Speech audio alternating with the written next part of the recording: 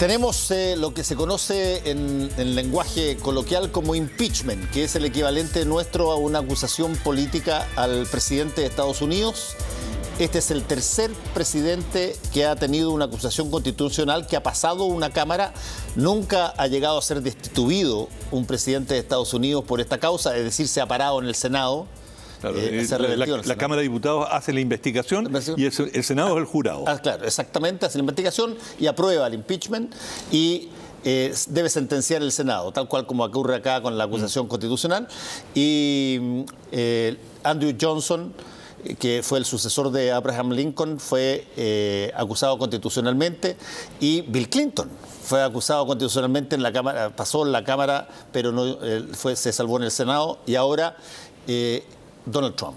Claro, y no es por mayoría simple, sino que hay un quórum, que es bastante alto. No es fácil de conseguir en el Senado. Porque, claro, pero por lo mismo que, digamos, tú vas a sacar un presidente de la República, no es un trámite sencillo. Por eso se pone el quórum muy alto.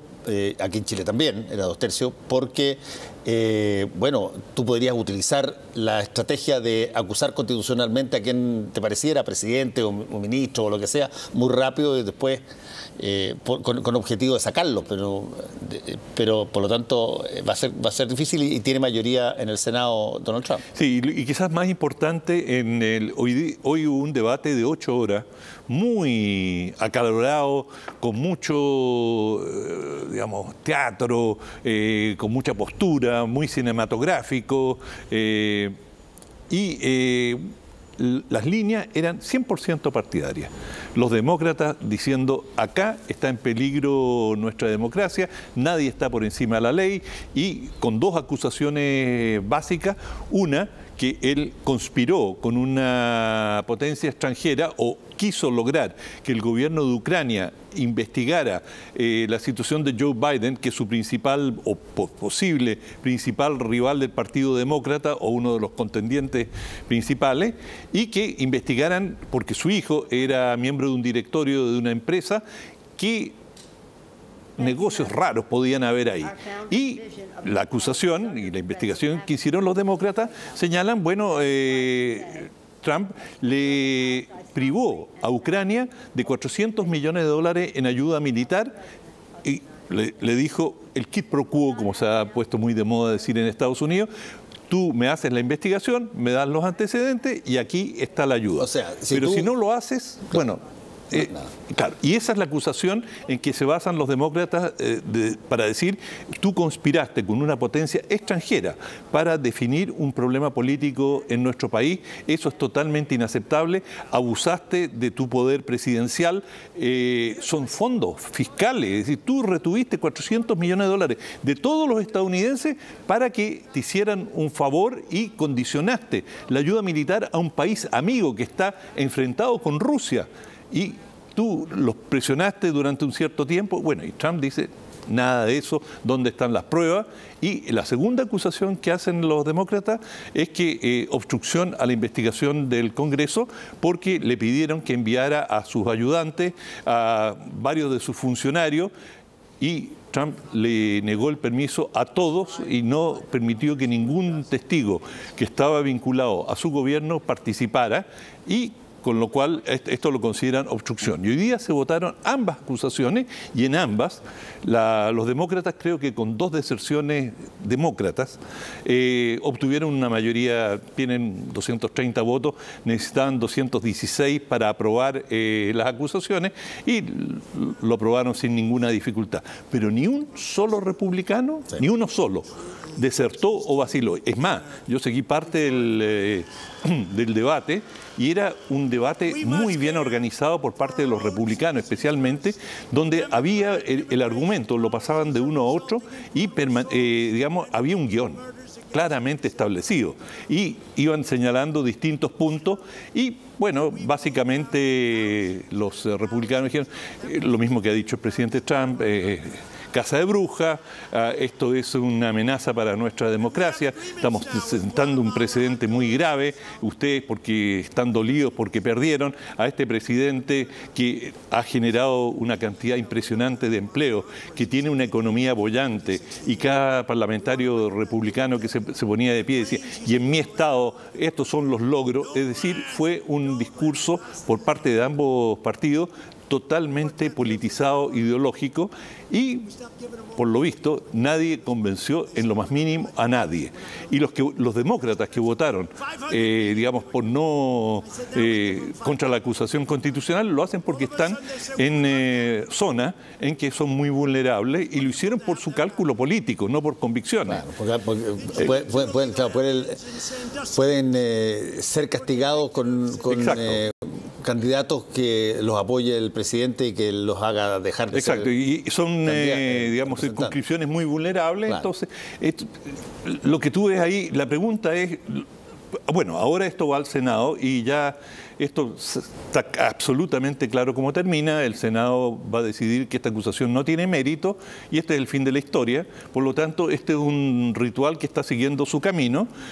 Y los demócratas esperan de que de todas maneras lograron rayarle el auto a Trump y que, digamos, esto va a ser una mácula que lo va a acompañar. Fue un presidente, tú recién decías, 2 presidentes en la historia, es decir, este es el tercer presidente en la historia, o sea, esto te queda en tu currículum, en tu hoja de servicio, como dirían. No, y además, la otra cosa que yo venía escuchando, estuve escuchando en la tarde parte de las intervenciones que tenían, aquí hay un punto que, independientemente de si es que tiene las características para hacer acusación constitucional, muchas de las personas que hablaban daban cuenta de lo antipresidencial que era Trump.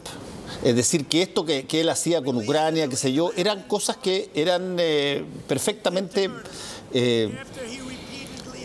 posibles que se hicieran con otros países también. Básicamente señalando, tenemos un presidente que no sigue las normas ni las reglas en forma clara, que titubea, cambia de cosas. Incluso se lo pidió a China, públicamente, dijo, y si los chinos quisieran investigar, yo estaría muy agradecido. Exactamente, lo dijo públicamente, si los chinos quisieran investigar a mis contendores, candidatos, que me manden la información.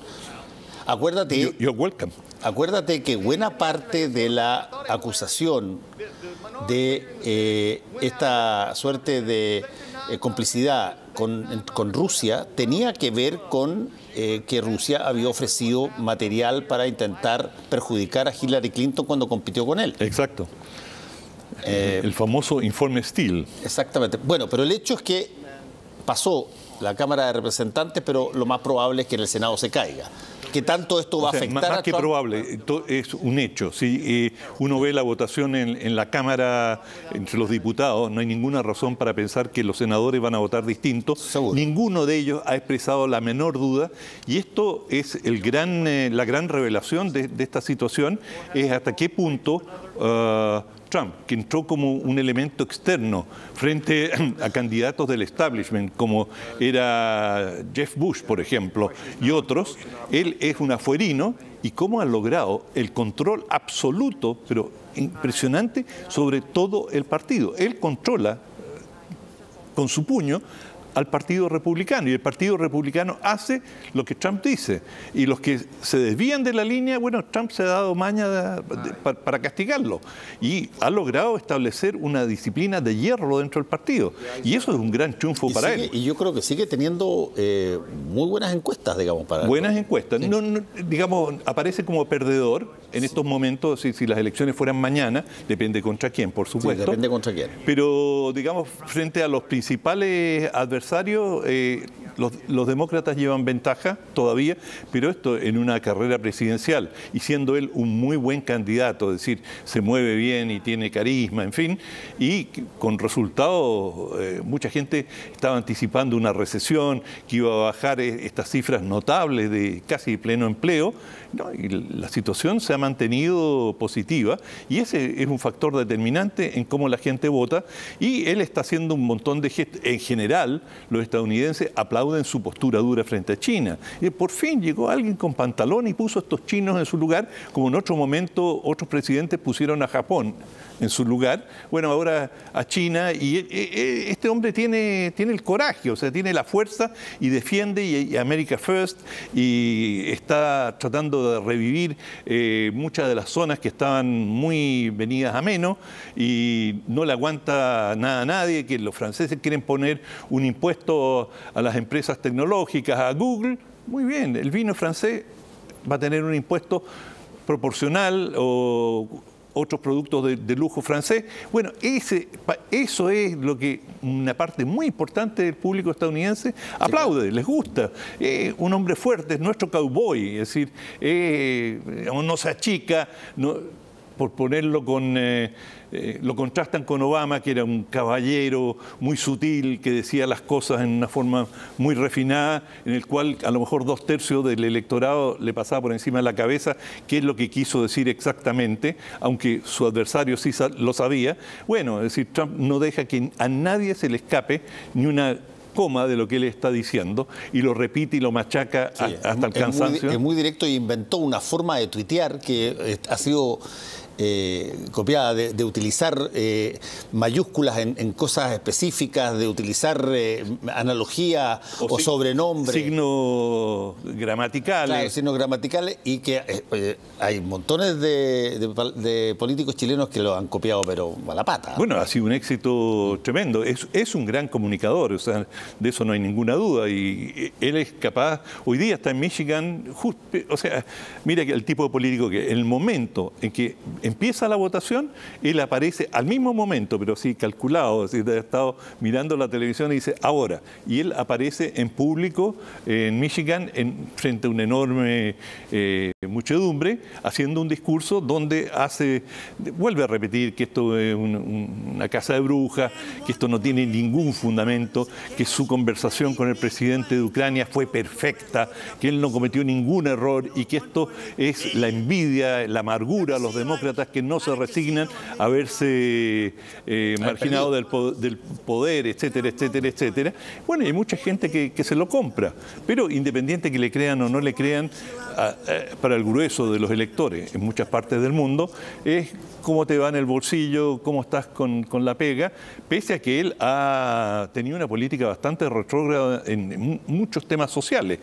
Por ejemplo, salud, en que está tratando de revertir la política de Obama, y Obama, uno de los planteamientos centrales era que todos los estadounidenses deberían tener acceso a la salud, incluso aquellos que no podían pagar seguro, que son bastante caros, digamos, y habían cerca de 50 millones de estadounidenses que no podían pagar ese seguro. Bueno, el llamado Obamacare, el cuidado de Obama. El Medicare, sí. Sí, el Medicare, pero le decían Obamacare.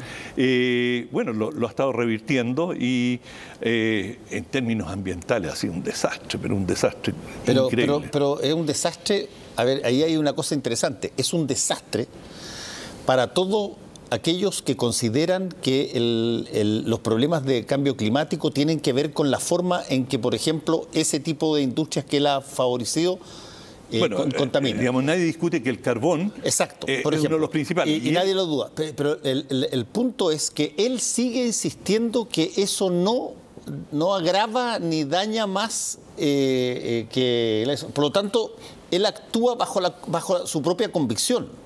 Bajo su propia convicción de que lo que está haciendo no daña al planeta. Y los científicos están todos equivocados. Sí, pero ¿con qué fundamento? No, por supuesto, te estoy diciendo. No, pero digamos, eso sería una visión muy generosa. Acá hay lobbies muy poderosos. Pero, por supuesto, mi punto es que a veces, no lo voy a sacar de Trump, a veces hay ciertas autoridades que se convencen de su propia mitología. Y es tanto lo que se convencen de las cosas que inventan para justificar lo que hay que hacer, o lo que tienen que hacer, o lo que están obligados a hacer, que empiezan a responder como si es que aquello que ellos han inventado como justificación es real. Sí, y él, bueno, durante su campaña electoral tuvo un lazo muy estrecho con los mineros del carbón, fue a muchas de las localidades y les prometió que él los iba a ayudar y le está permitiendo un